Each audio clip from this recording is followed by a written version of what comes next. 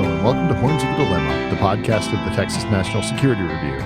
In today's episode of Horns of the Dilemma, we listen in on a conversation between John Gans, author of White House Warriors, A History of the National Security Council and its Role in Making Decisions, as well as several members of the University of Texas faculty with experience on the National Security Council staff. The discussion is led by Will Inboden, Editor-in-Chief of Texas National Security Review and Director of the Clements Center, and includes Steve Slick, Director of the Intelligence Studies Project, and Aaron O'Connell, a veteran of the National Security Council staff and a scholar at the University of Texas affiliated with Clements Center. All right, good day, and welcome to another episode of Horns of a Dilemma. I am Will Inboden, Executive Director of the Clements Center for National Security here at the University of Texas at Austin, and also Editor-in-Chief of the Texas National Security Review in partnership with War on the Rocks. Today, we are going to be talking about a fascinating new book by our mutual friend, Dr. John Gans, White House Warriors, How the National Security Council Transformed the American Way of War. Available on Amazon, as I understand. Correct, John? And everywhere else. And everywhere else. All right. The listeners are encouraged to buy the book. I think you'll find it a really captivating read, as I certainly did. But we're not just going to be talking to Dr. Gans about our book. We have assembled here a very distinguished group of NSC veterans and experts, we might even say, if that's not too presumptuous. Professor Steve Slick, my colleague here at the University of Texas, who runs our Intelligence Studies Project, and previously spent 5 years on the NSC staff as the Director and Senior Director for Intelligence Programs. And Professor Aaron O'Connell, also a Clements Center faculty fellow, as well as professor here in the History Department, who served on the NSC staff in the Defense Directorate in the Obama and early Trump administrations.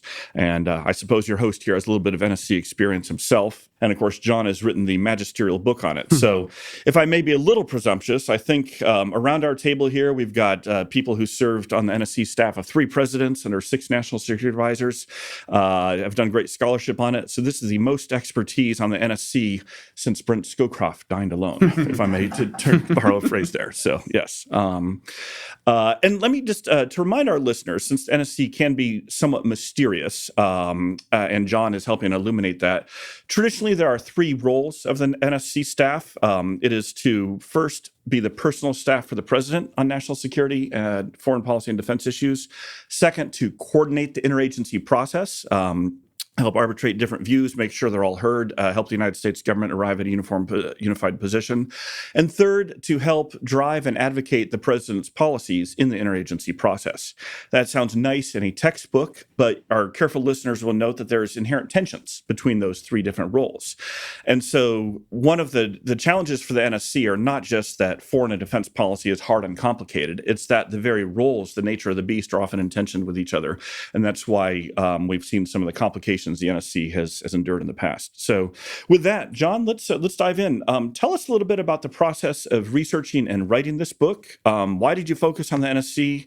What were your suppositions at the start? What did you learn along the way and maybe even change your mind about? Yeah, so thanks first for having me on and having me down at the Clements Center. So great to be here and so great to be at the University of Texas. So I think for me, I was one of those people that sort of got interested in foreign policy as a result, partly of the attacks of September 11th and got interested in understanding government as I sort of watched the United States go to war, watched the United States mismanage war, and to a degree, watched the United States struggle to get out of war.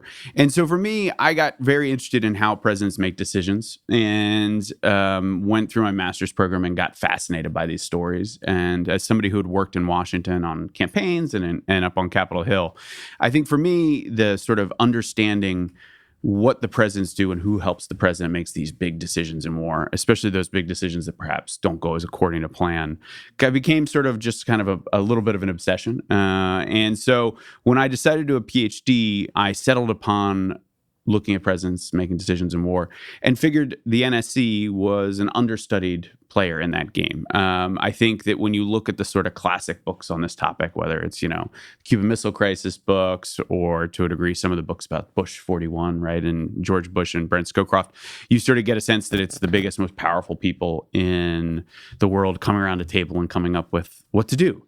And to a degree, I think that's how the press focuses, and to a degree. But I think, spent some times in the sort of on the backbench of Washington, figured perhaps these people have more of a role than than we have understood. And as you said, it's not easy. I think the NSC staff tends to fall just kind of below the radar of most historians and just out of view of the sort of news photographers, right? They're on the back bench of meetings right behind the big table, or they're sort of standing there quietly putting their heads down during press availabilities when the principal, as we say in Washington, is speaking.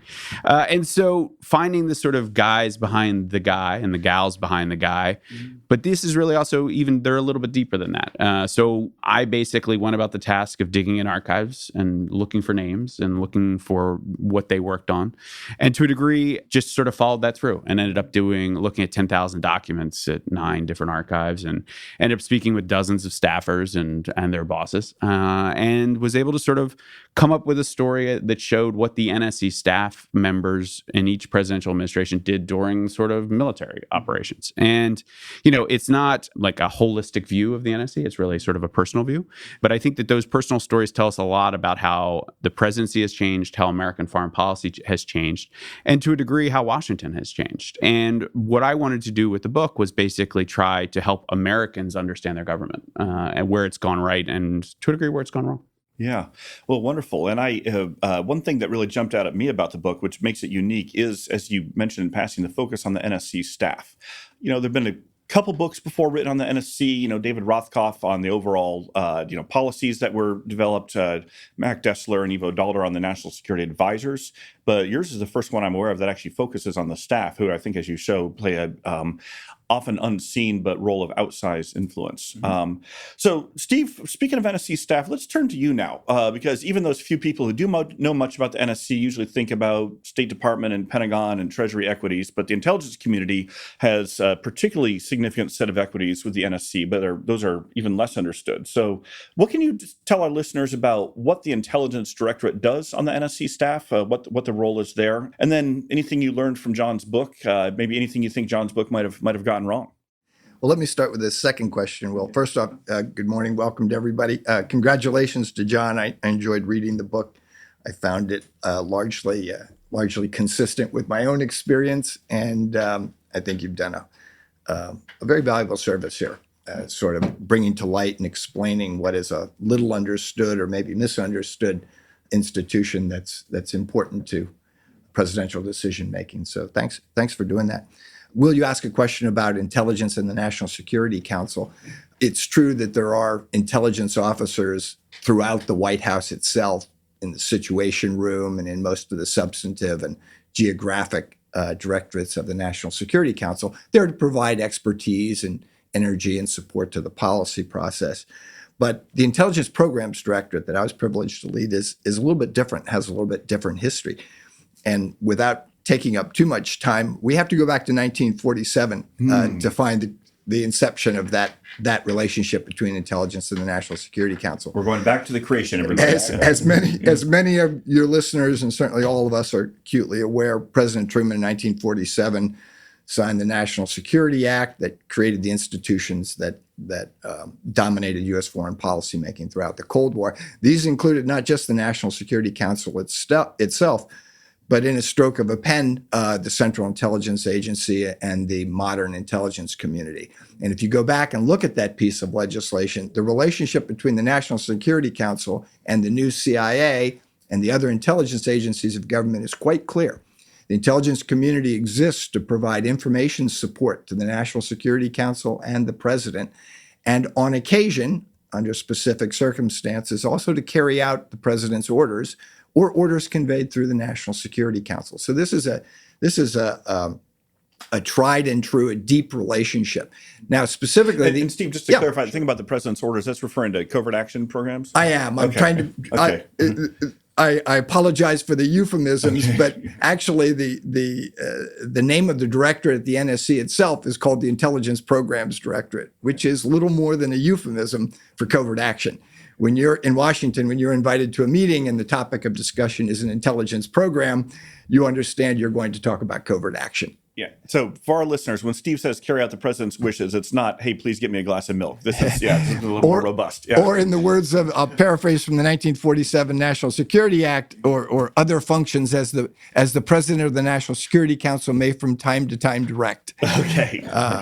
So in any event, Intelligence Programs Director, this is a small office. It's staffed almost exclusively with professional intelligence officers. Customarily, the senior director, the leader of the office, has been a CIA officer, but not always. There are other agencies represented there involved in technical collection, involved in counterintelligence and other functions. Now, some examples of what this office does. They are little more than the staff of the president and the National Security Council for managing this relationship with the intelligence community. For example, every covert action proposal and existing program is reviewed annually at the National Security Council staff and ultimately reaches the president, where each year the president will make a decision about which programs underway overseas will be renewed, which ones will be curtailed, and which ones may be modified. Well, the president's decision is the culmination of what we call an extensive interagency process that takes place at the principal's level, the level of deputy department heads, and also at the level of assistant secretaries. And the senior director for intelligence programs chairs that policy coordination committee and does most of the work in that covert action annual review. Also, our intelligence agencies are engaged every day in sensitive and sometimes risky collection activities around the world. Many of these are reviewed and approved at the White House, and that's another area where the NSC Intelligence Programs Directorate serves as the staff for the president and the National Security Advisor in understanding these programs and weighing the risks that are presented. And then finally, the last example I'd give you is one of policy development itself, the core function of the National Security Council.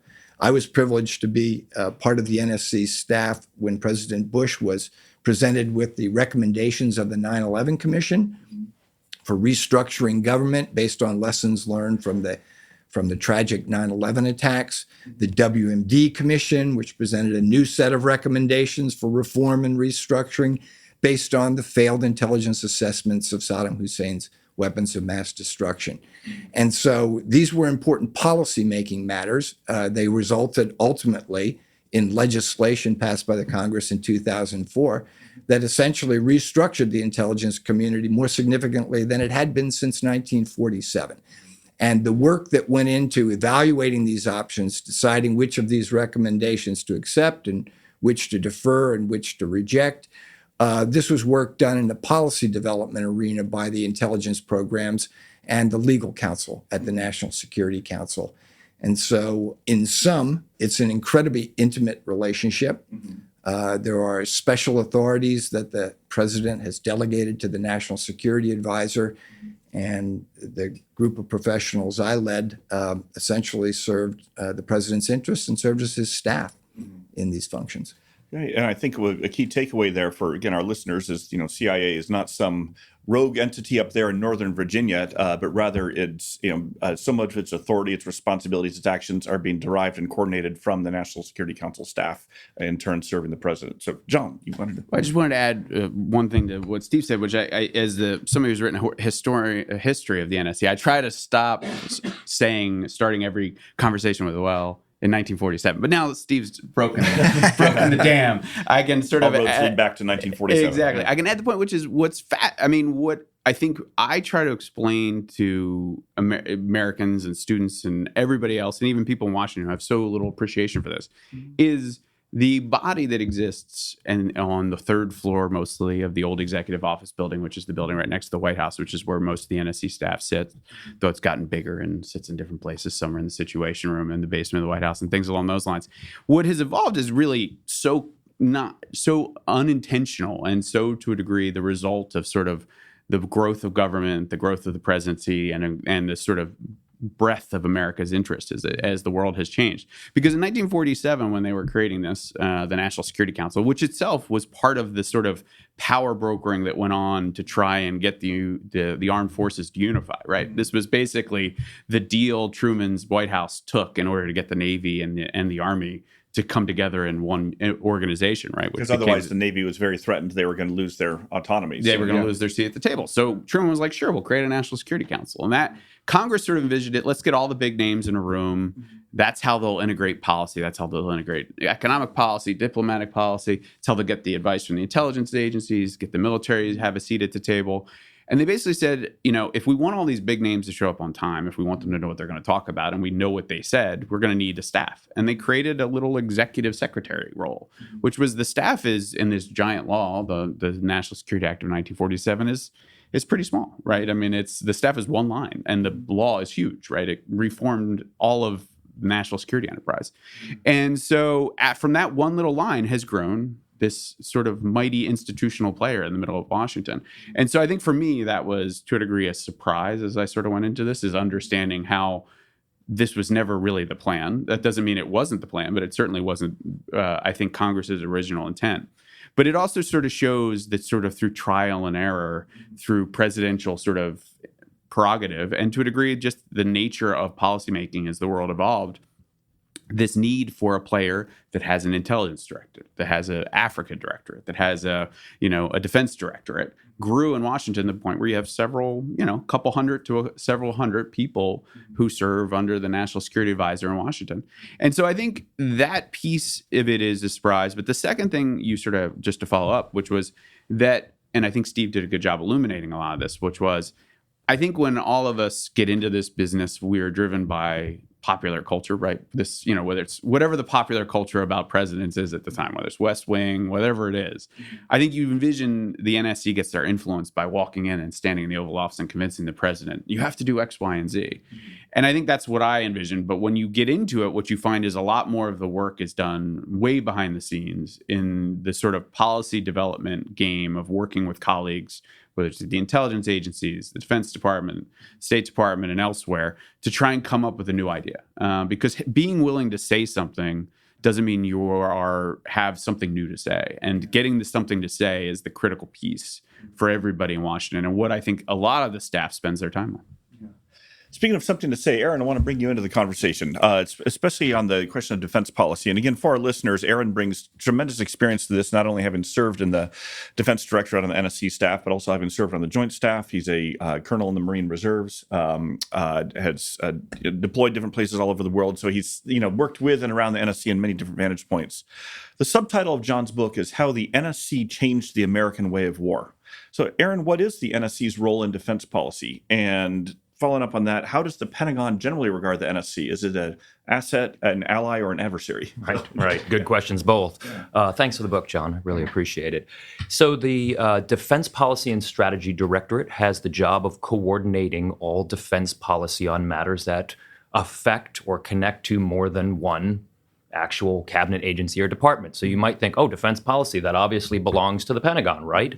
Wrong. No, it does not. If we're talking about weapons sales, the State Department has a lot to say about it. If we're talking about nuclear weapons policy, the Department of Energy has a lot to say about it. Mm-hmm. If we're talking about sanctioning war criminals in an ongoing conflict, Treasury's got something to say about it. So the idea here is what Steve and John have already illuminated a bit, is that almost every foreign policy problem that exists today touches more than one department or agency. So the choices are the president could convene the principals and have a cabinet meeting every time he wants to make any decision on something that connects to both state and defense, or there can be a staff and a directorate that's organized both functionally and regionally to mind these policy issues on a day-to-day basis and to drive the president's priorities through the bureaucracy of the various departments and agencies. I was familiar with some of the arguments that John makes in the book about the problems of the NSC, because when I was on the Joint Staff, I made all of them myself until I went and served on the NSC, where it's fair to say I did have a change of heart. So you'll correct me if I'm wrong, John, but I think that the general reputation of the NSC inside the Pentagon is of being micromanagerial, of being too involved in day-to-day processes, of not letting the professional officers of the Joint Staff and OSD do their jobs. I don't think that's a fair critique, quite honestly, because I've seen too many times where DOD officers or DOD civilian professionals, thinking only from a DOD lens, are sure on a course of action. They feel they have their marching orders from their secretary, and they're not receptive to or even responsive to the president's wishes. You might think that's bizarre that any part of the Pentagon or the intelligence community or the State Department isn't responsive to the president's wishes, but it happens over and over again as professional bureaucracies delay when there is a presidential directive, a presidential policy directive, or just a verbal command from the president that upsets some kind of institutional priorities or loyalties. So I guess if I could just throw a question to you, John, on this, because I know we both have served in the Pentagon and maybe we had similar experiences. This issue that somehow the NSC officers are micromanaging, are in the day-to-day business of the Pentagon doesn't own any of these policies when they touch other departments of agencies. So if there isn't going to be presidential staffers that are saying, you don't get to make this decision, you have to sit down with state, we have to have a meeting on this, if they don't do that coordinating role, how will the president's vision get enforced across the various departments and agencies that he controls? Yeah, it's a great question, and I think that as I was explaining to somebody the other day many NSC colleagues who I served with in government, and as somebody who has been on the receiving end of whether we'll call them micromanaging or screaming phone calls from the NSC, as somebody who worked for one SecDef who occasionally didn't do what the president perhaps wanted him to do. I think that the experience I have is I wrote this book before micromanaging became the big term, and wrote the dissertation before the micromanagement became the big term in Washington. So I'm pretty sure it doesn't appear in either the dissertation or the book, other than like when I'm quoting somebody who's planning about it. I mean, I think the challenge you get is that, and I think this falls into the category of people forget that government isn't supposed to be just easy, right? And to a degree, that government isn't supposed to just be the president says something and it automatically happens. I think government is hard. Politics is hard.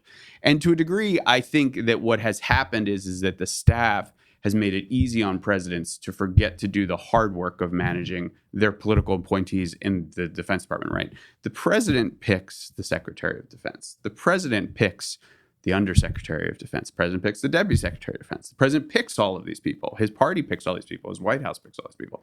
His White House picked me to be a speechwriter for the Secretary of Defense. If I am not listening to the president, maybe there is A, a reason for it, or B, they're not doing a very good job communicating it for me. So I think that to a degree, they would get better results if they could find a way to, through convincing the people who are appointed by them to do what they're supposed to be doing and doing the things we have. We have political appointees for a reason, which is actually to get the president's viewpoint into the bureaucracy, right? That's the role. And yet what I find that what happens is the NSC has occasionally basically said, we don't do that. We don't do the hard work of convincing people to do what we want them to do or leaning on them in a way that makes them feel like they have to do it. Instead, they just try to go off and do things on their own. And I get the imperative, and that's the piece of national security that people always forget. This isn't, social policy in the same way about being like, oh, well, if it doesn't happen this week, it could happen next week. And not that there aren't urgencies in school policy and healthcare and things along those lines. But national security doesn't stop. And the president's under a lot of pressure. And the NSC staff feels some responsibility for results. So I get it. I get the imperative. But what I find that you lose in the cycle is rather than just convincing the Secretary of Defense to do the right thing, which I personally find would have better results in the Pentagon than just personally calling somebody and pushing them to do something or ordering them to do something or suggesting that the president cares that this O3 in Afghanistan and does something immediately.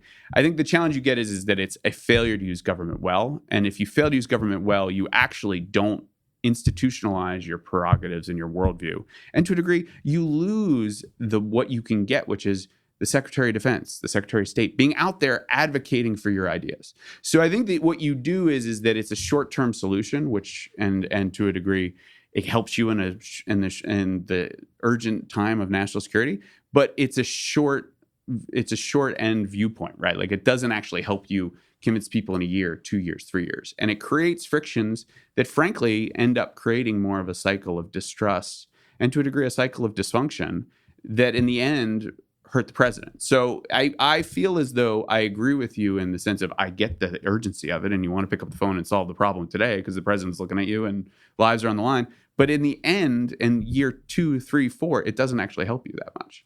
And so I think that that's the tension. And I think that, NSC staffers focus on today.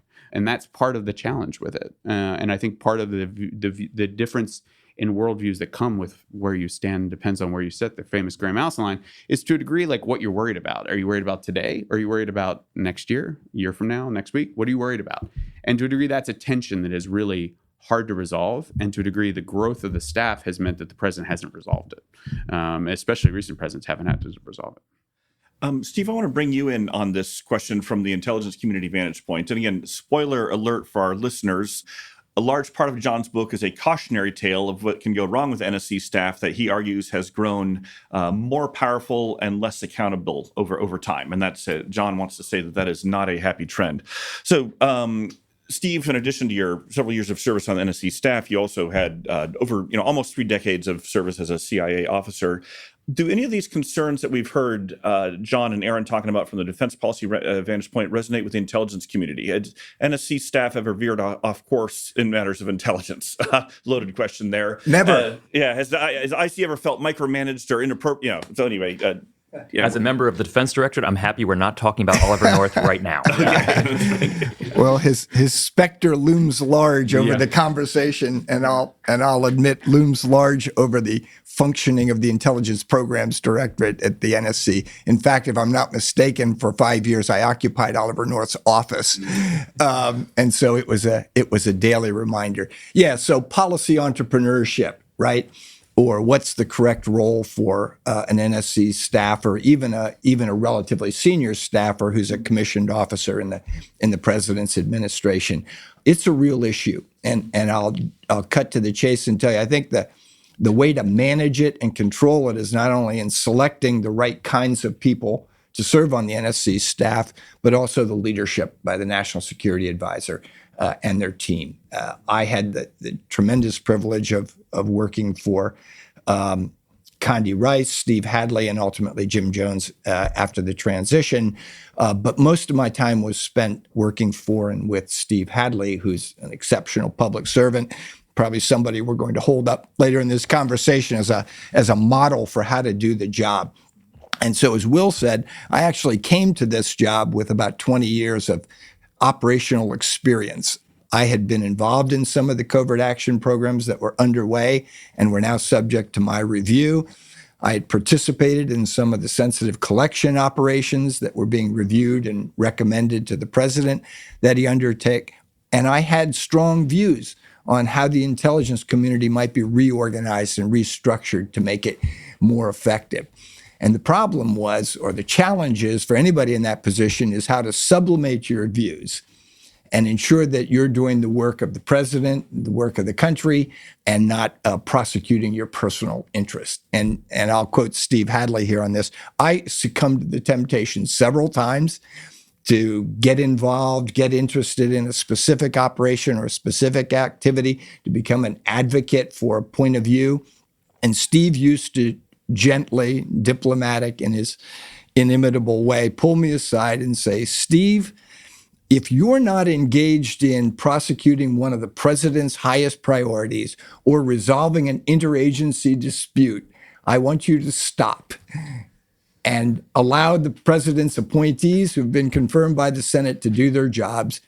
And he also had to frequently repeat to me when I was getting too involved in a conversation or disagreement between two elements of our government, that it was my job to let principles be principles and perform the staff work, ensure the president's interests were being represented. But at the end of the day, let the adults that were selected to lead these cabinet departments and important intelligence agencies do the job they were selected to do. And so that was a hard-learned lesson for me, and I think a testament to Steve Hadley that his NSC, and you may disagree with this, having provided in the book some vignettes of policy work done during the Hadley NSC. That's how the National Security Advisor kept me in line and managed my instincts to get more involved in the intelligence operations. And we were decidedly a non-operational element, and it was a direct result of lessons learned from Iran-Contra that Steve and others had lived through. and investigated, right? Steve Yeah. Hadley wrote Indeed, General town commissioner, Counsel, right? and Ollie Town North and Commissioner. everybody else. So Yeah. I mean, it's I don't know if you've seen at the Reagan Library Hadley's files, because he requested information from the NSC, and you actually can see his what he was trying to figure out. Oh, I have not looked at those. Yeah, Okay, it's pretty interesting. Thanks for the tip. So yeah. So John, let me put another somewhat contrarian question to you about your book's argument, and Aaron, I want you to chime in on this one too. All right, but John, will be to you first. So again, going back to your subtitle and the case studies in the book, John, your interpretation of the NSC focuses, for understandable reasons, on its role in wartime and/or the use of military force. But isn't there another story that can be told about the NSC and its role in diplomacy and helping preserve the peace? And not just as the abstract, but think, Nixon and Kissinger's strategic opening to China was, much more an NSC activity than a State Department one, certainly.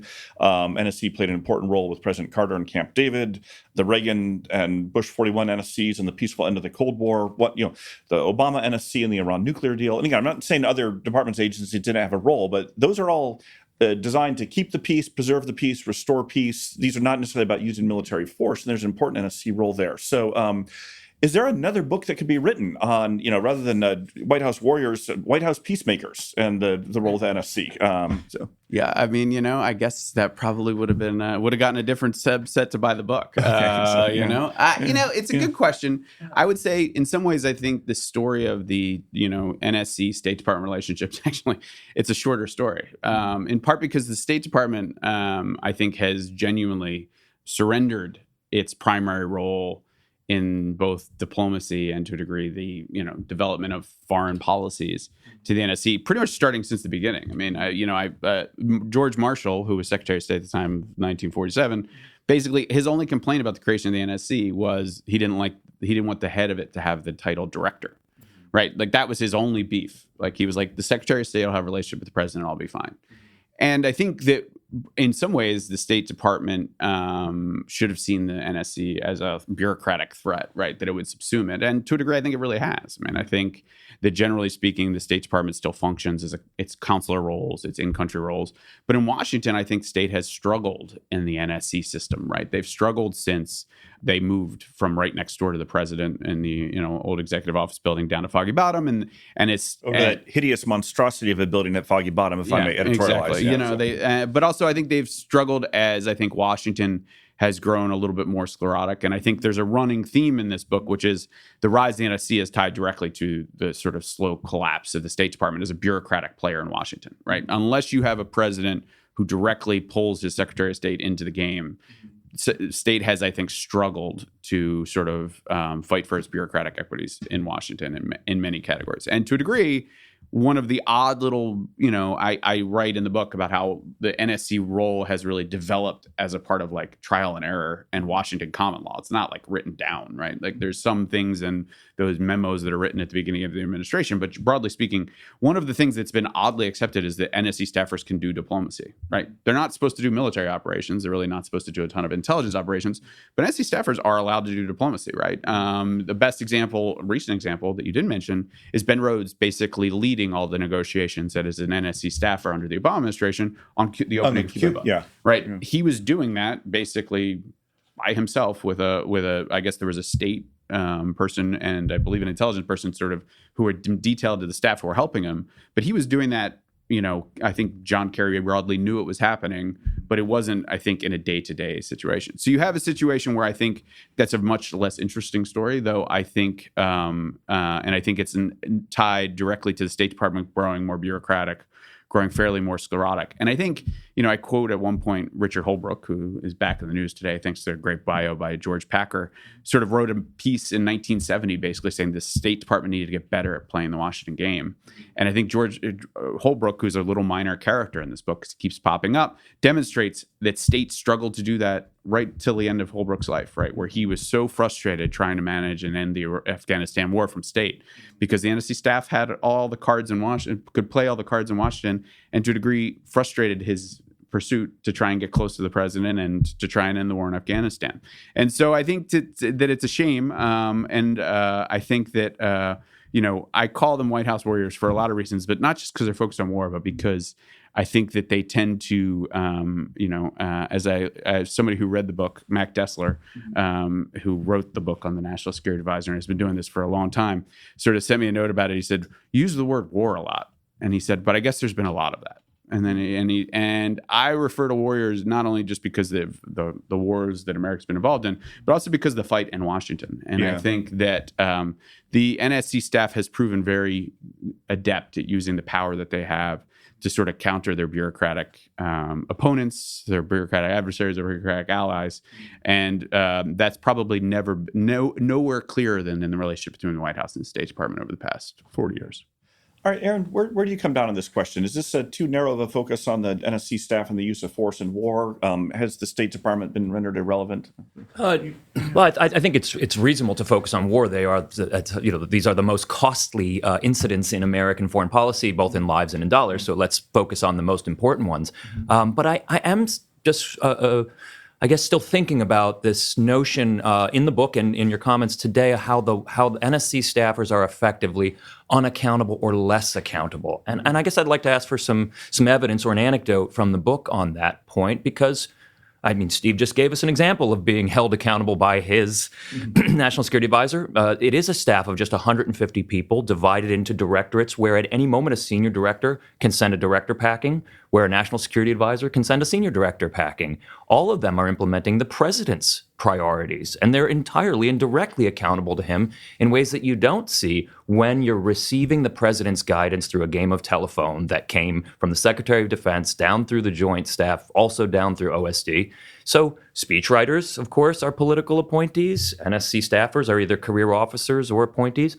All of them are accountable to their bosses and can be stopped in their tracks at any day or at any moment. So how are they unaccountable? Obviously, we have the Oliver North examples. I'm a Marine here on this roundtable, and I will say I don't think Oliver North made the right choices on the NSC, but he is not representative of the institution. Yeah. So how is it in any way unaccountable power? Because with all our conversations about deep state today, I think it's important to get that point right. No, absolutely. And I think that the deep state is something that I sort of get into in the book, and something I think that Washington has sort of ignored for too long, and is prevailing in a lot of the sort of conversations you're hearing today, right, about whether, what's going on in Washington today. I mean, I think the question you get into is, and I think one of the sort of fundamental points that I'm sort of driving in the book, and sort of is fundamental point is there's a very weird tension between working for the president and being a public servant. And those are two fundamentally different things, right? And I make the point that these aren't just the president's warriors, and the term White House warriors comes from two of your old boss, right? George W. Bush, who called members of the NSC staff his personal band of warriors, those who helped him develop the surge. That's what he called them. And he used it as a compliment, right? As a term of endearment. And to a degree, my point is that they're not just the president's warriors, they're also all of our warriors, right? They serve and they are on there. And on the National Security Council, they get a public paycheck and they work for the U.S. government and they work for all of us. And I think there is a unique tension between serving a president and serving the public. And I understand the unique tension that comes with that. So my accountability is, yes, somebody can be fired. But generally speaking, and I think there's probably no truer time in history where this has been true, where these staffers have to manage and deal with the ramifications of the fact that they're serving a president who has very specific ideas about American foreign policy and his own political interest, and serving the public, which has, I think, different views, right? And I think, although remember, John, the public elected the president, whoever he happens to be, or eventually she. Yeah, they did, and 100%. Like that's the system, right? Yeah. This whole system is built up to one person to make the decision, and to a degree. That is where the authority comes from, right? That's where the chain of command rests. That's where you, as an officer of the U.S. government, get to say, well, I report up to the chain of command. The two things I would say about that is that I think there is a capacity of an NSC staffer to convince the president, even if an issue is on the ballot, right? Like even if it's not on the ballot, but it is a central part of an election, to do something that the American people have basically said they don't want to do. So I think there is a challenge there, right? And I think that we have evidence of that over the past 3 or 4 elections where you've had NSC staffers advocating for something that, even though it was a primary discussion of an election, you have a situation where NSC staffers are doing those things. The second thing is I think that it creates an imbalance of power in Washington, right? Where the NSC staff is sitting there competing for ideas and fighting on policies with people that have to go answer to the public, right? Whether it's in a press briefing or a congressional hearing, right? So an undersecretary of defense has to go explain something to a congressional committee, right? A senior director on the NSC never does, right? And I think that creates an imbalance of power and creates a situation where the NSC staffer has an advantage and the appointed staffers at the White House that confirm at the departments have a disadvantage. So those are my two main arguments on accountability. The second thing, and I make the argument, which is that this is part of the reason why you have a deep state, is you actually have a tremendously powerful institution in Washington that has grown in power behind a 7-foot gate at the old executive building, behind classification, all those sorts of things. And Washington doesn't know about it. And the American people don't know about it. And that is, I think, when I get asked questions at these book talks about the deep state, I'm always the first person to say there isn't a deep state. If there was a deep state, you wouldn't need an NSC, right? You wouldn't need to have these arguments. Like, believe me, I was like, if there was, Washington would be a much more peaceful place to work, right? You wouldn't need warriors, right? You have this because you need to corral government, right? And so my argument is that the deep state, this rise of this suspicion about unaccountable government, is a reason to sort of open the staff in some way. I'm not saying that this is like the National Security Advisor needs to be out there briefing the press every day, or the senior directors need to, but you need to open it in some way.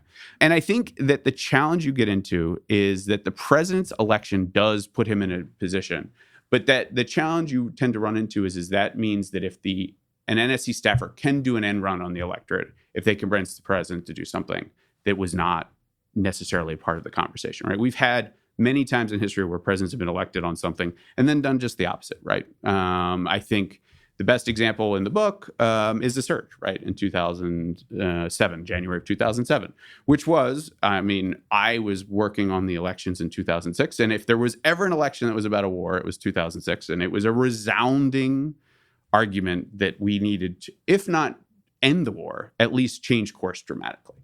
And at the same time, NSC staffers were working very deliberately to develop an idea to deepen the war, right? And sure, it was a change of course, and sure, it was those sorts of things. But the reason George W. Bush's decision on the surge was so courageous is because the voters had basically just said, absolutely not. Like, we don't want that. And so you end up in a situation where I think that the challenge that Americans get when they see their government making decisions, even though they just voted on something very different, is that they look at those two things and go, well, what's happening, right? And that's happened time and again. It's happened with Obama and the dumb wars and like going to Libya and those sorts of things. And it's happened with Trump on Afghanistan, right? Trump has made a very specific point, which is like, I campaigned on getting out of Afghanistan. And then he sat there in 2017 and said, well, the decisions look different at the Resolute desk. And they do. And one of the reasons they do is the NSC staff. The challenge you run into is I don't know how many more times you can get away with that, right? Before Americans start to rightly distrust or question their government. Yeah. So I know Aaron had a point. All right. So, although John, I do want to mention a couple quick points on the surge there. Please do. Having lived through all that, been on the NSC staff at the time, that certainly was the message of the 2006 election. But remember also that we have a representative democracy, not a direct one. And sure. President Bush, as commander in chief, understood that his role was to keep the American people safe and advance our national interests, and didn't always necessarily put that to a plebiscite. And second is the new Democratic Congress did have the option of defunding the war and decided not to. So in that sense, perhaps they were deciding something different from the popular mandate sure. too, which I'm happy they didn't do. So yeah. Okay, one final question, lightning round here for all of us. And Aaron, we're going to start with you, then Steve and John will get the last word. If you were advising our next president on how he or she should structure and use the NSC staff, what models would you point to? Who have been our most effective national security advisors and well-functioning NSC staffs, however you want to define this. Aaron, let's start with you. Rather than lay down specific names, I think what I would like to do is just say I wouldn't shrink the NSC, which is an underlying theme throughout your book. I think we have, any given NSC director is probably overseeing and coordinating policy on maybe 3 or 4 or 5 countries.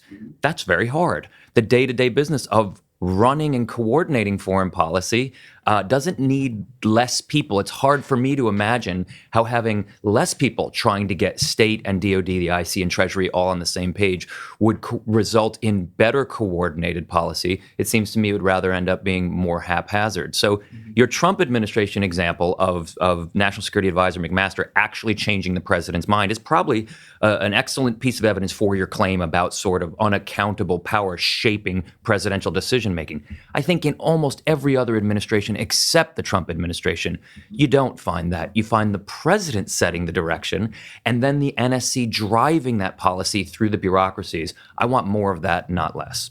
All right. Steve. I'd probably make 3 points to an incoming president or presidential candidate about the NSC. I'm surprised we've managed to go 50 minutes and not use the term, but honest broker in the truest sense. Now, that may be a term that at this point is so closely associated with Brent Scowcroft and so frequently cited that it's devoid of meaning. You were explaining to us last night, John, how virtually every national security advisor since Scowcroft has claimed to be functioning in the Scowcroft line as an honest broker rather than an entrepreneur or an independent actor. But I think they should take that to heart.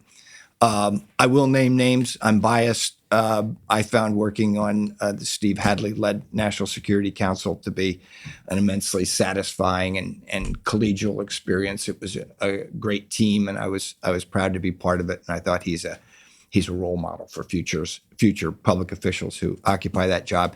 And the last thing that we mentioned only obliquely earlier in our conversation, but I would remind an incoming president of, is that the NSC can perform at least two functions. One of them is this policy development process. What should I do about this hard national security challenge? And we spent most of our time talking about that and the NSC's role in presenting options and information to the president on what we should do about a problem.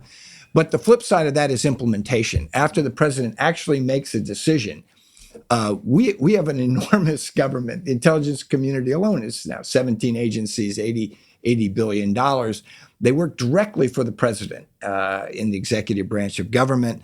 And I think it's vitally important that a president uses his or her National Security Council at all levels, at the principals level, deputies level, and PCC level, to implement decisions that they've been made. It's too easy to turn from a decision that's been made to the next challenge that you're confronted with and not assure yourself that the government you lead is actually implementing your last policy decision.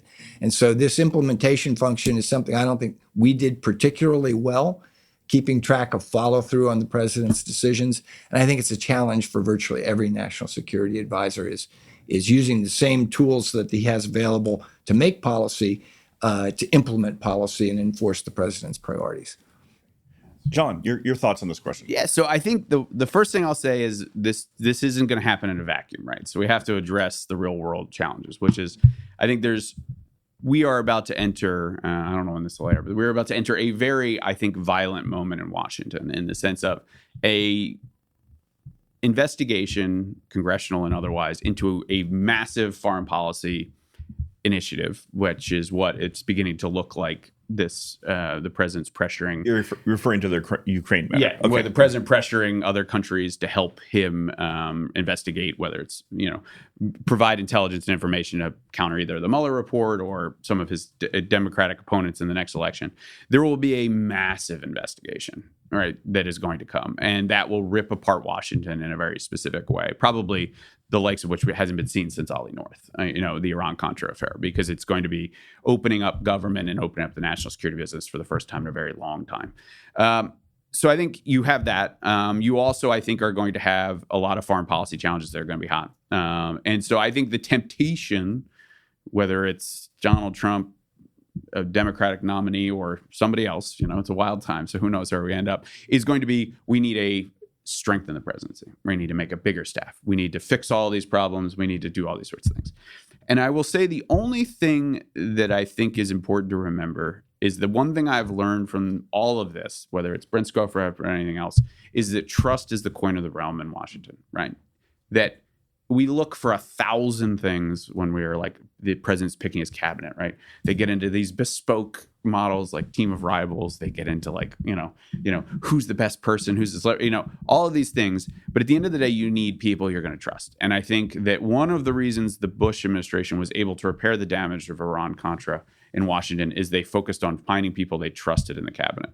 And that included, I think, Brent Scowcroft's model, which was about building trust with a team that he could.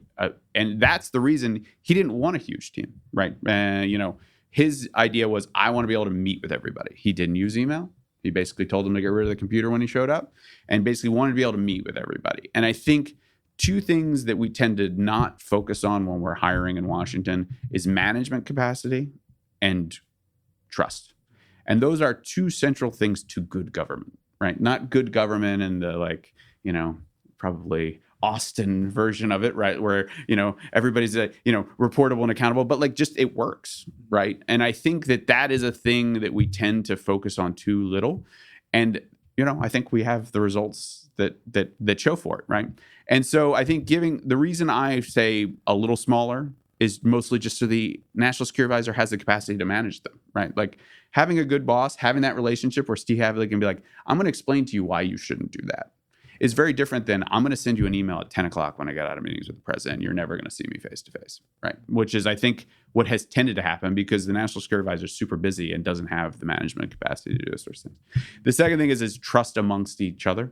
I think trust after this inquiry is going to be really hard to rebuild in Washington within the bureaucracy. Because I think what you'll see in this kind of thing is scores settled that have nothing to do with it, right? This will be DOD will go after something, state will go after something. This is the business of when these things go down. And so I think trust is going to be the coin of the realm. And I think that's easier when everybody can sort of sit around the table. So I'm not saying you shrink it to 5, but I think there is some management and we tend to, I think, expect too much of those who get these jobs. And I think we tend to focus too little on their ability to work with each other. And that what I found is when people had that trust, they gave each other the benefit of the doubt. And that's why a speech note becomes constructive. That's why hey, have you thought about the feedback on a thing becomes constructive feedback. That's when these things become that you can build, you can get more out of the sum of the parts, right? More than the sum of the parts, right? That's how you get good government and good results. But when it's lacking, that's when you get bad policy and bad process and misery in Washington and frustration within these workforces of dedicated public servants. And so I think that needs to be the focus. And there's probably some little tricks you can do. And finding the right people would be important. And to a degree, I think that is going to be the order of the day, I think, in 2021 or whenever the next one comes around. All right. The importance of trust, a good note to close on. I trust all of our listeners have enjoyed this. The author is John Gans. The book is White House Warriors. Buy it, read it, be edified. Thank you very much. Thanks for listening to this episode. Be sure to check out all of our content online for free at tnsr.org.